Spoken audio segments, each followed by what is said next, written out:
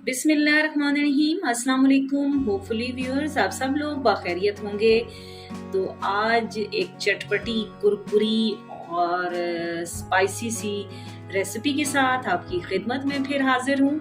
तो आज हमने बनाई है कुरकुरी और चटपटी भिंडी। और किस तरह से बनाई है चल के वीडियो देखते हैं।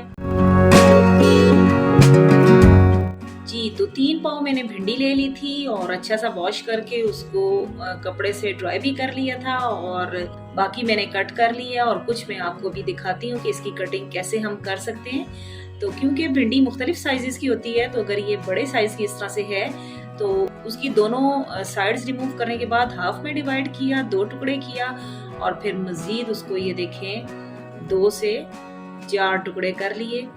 और क्योंकि बड़ी भिंडी में जो बीज होते हैं वो ज़रा सख्त होते हैं, मोटे होते हैं, इतने अच्छे खाने में नहीं लगते। तो देखें बहुत आसानी के साथ ये इस तरह से निकल आते हैं इसमें से। तो बड़े साइज़ की भिंडी को इस तरह से आप कर सकते हैं। और जो ज़रा मीडियम साइज़ की भिंडी हो या छोटी हो तो उसको जस्ट 2 टुकड़ों में ही आप कट कर लें। और मर्ज़ी है अगर बीज निकालें तो फिर भी, और अगर ये क्योंकि ये बीज छोटे होते हैं, सॉफ्ट होते हैं, और अगर ना भी निकालें तो कोई इतना हर्ज नहीं है। तो ऑप्शन आपका अपना है कि आप किस तरह से उसकी कटिंग करते हैं या कैसे आप खाना पसंद करेंगे। तो इस तरह से देखिए सारी भिंडियों के बीज निकाल दिए और इस तरह हाथों से थोड़ा सा मैं मज़ीद उसको मल रही हूँ कि मज़ीद जो अगर थोड़े बहुत बीज इसमें मौजूद हैं तो वो तह में बैठ जाएंगे।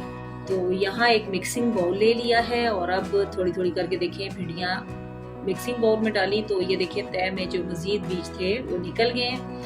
अब कुछ स्पाइसेस इसमें हमने डालने हैं, तो 1 बाय 1 देखते हैं। 1 टेबलस्पून कुटी हुई लाल मिर्च है, भुना कुटा हुआ जीरा है 1 टीस्पून, और 1 टीस्पून ही कुटा हुआ अनारदाना है।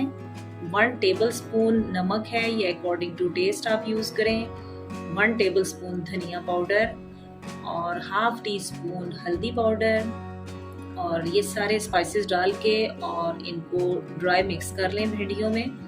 अभी और मज़ीद कुछ भी नहीं डालेंगे, जस्ट स्पाइसेस को मिक्स करें और 5 मिनट के लिए इसको ढक देंगे, इतनी देर में कि ऑयल हमारा गर्म हो जाए। 5 मिनट के बाद इसमें थोड़ा मॉइस्चर फील हो रहा है, नमी लग रही है भिंडियों में। तो अब यहाँ पे 2 टेबलस्पून इसमें मैं कॉर्नफ्लोर डालूंगी और इसको मिक्स करेंगे। इससे क्रिस्प आ जाएगा भिंडी में। इसकी जगह पे आप चावल का आटा भी इस्तेमाल कर सकते हैं या फिर मैदा भी डाल सकते हैं। तो कॉर्नफ्लोर इस तरह से डाला और अब थोड़ा सा मैं ये करूँगी कि इसमें पानी का छींटा देंगे हल्का सा। और साथ में यहाँ 1 कप मैंने बेसन लिया और थोड़ा थोड़ा करके 2-2 चम्मच करके मैं बेसन डालती जाऊँगी और मिक्स करती जाऊँगी भिंडियों में। और ज़रूरत महसूस करें तो थोड़ा थोड़ा पानी बेशक आप यूज़ कर लें ताकि अच्छी सी भिंडियों में कोटिंग हो जाए सारे स्पाइसेस की। तो ये देखिए हाथ की मदद से उसको मिक्स किया, थोड़ा सा बेसन मैंने मज़ीद डाला और ये तकरीबन 1 टेबलस्पून टोटल बेसन इसमें गया है।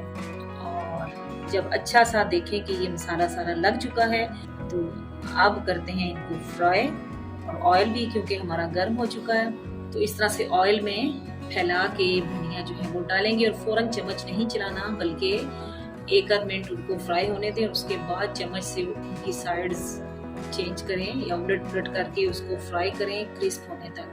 क्योंकि फ़ौरन अगर चम्मच चला लें तो क्या होता है कि वो जो सारा मसाला उसके ऊपर लगा हुआ होता है ना, सारा उतरना शुरू हो जाता है, झड़ना शुरू हो जाता है ऑयल में।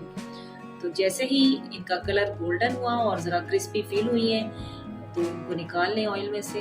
तो देखें सिंपल से तरीके से ये ज़बरदस्त भिंडी रेडी है। ये देखें इतनी कुरकुरी ये बनी है और जो भिंडी नहीं खाते वो भी शौक से इसको खाएंगे। मज़ीद थोड़ा इसको चटपटा बनाने के लिए आप चाट मसाला ऊपर डाल सकते हैं जैसे कि मैंने डाला है, और बनाएं और सर्व करें। और उम्मीद है कि रेसिपी आपको अच्छी भी लगेगी।